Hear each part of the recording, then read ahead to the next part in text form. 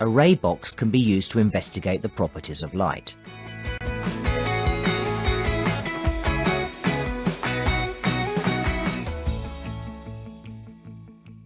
When a ray of light passes between air and a transparent material, it changes speed and refraction is observed.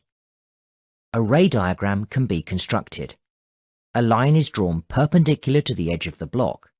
This is called the normal.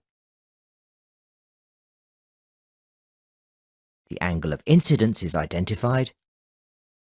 The angle of refraction is identified. Refraction also occurs as the ray of light leaves the block. At an angle of incidence of 0 degrees, no refraction is observed.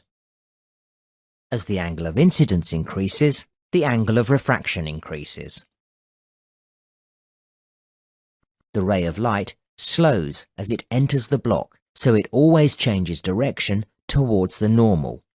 The ray of light leaving the block is always parallel to the ray of light entering the block.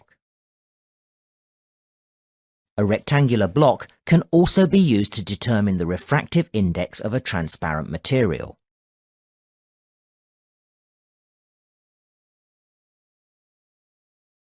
The ray box is positioned so the angle of incidence is 10 degrees. Optical pins are used to mark the path of the ray of light.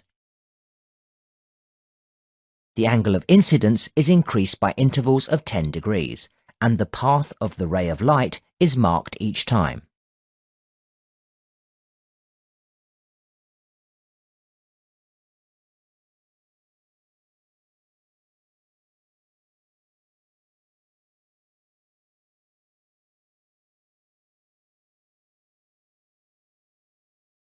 A pencil and ruler are used to draw the paths taken by the rays of light.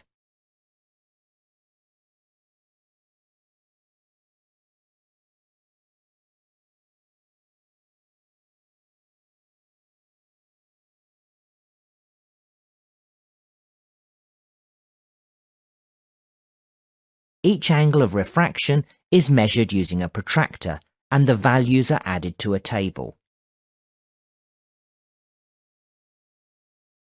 The refractive index of a material can be calculated using the equation n equals sin I over sin r. Values are calculated for the refractive index of the material. The refractive index is determined by calculating a mean value. The refractive index of a material is linked to the critical angle. This is best investigated using a semicircular block of the same material. The angle of incidence is increased until total internal reflection occurs. An optical pin is used to mark the path of the ray of light.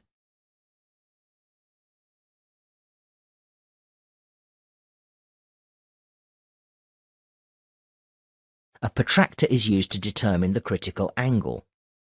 The critical angle and refractive index are linked by an equation. N equals 1 over sin C. The greater the refractive index of a material, the smaller the critical angle. This experiment has demonstrated the refraction of light. The refractive index and critical angle of the material have been determined.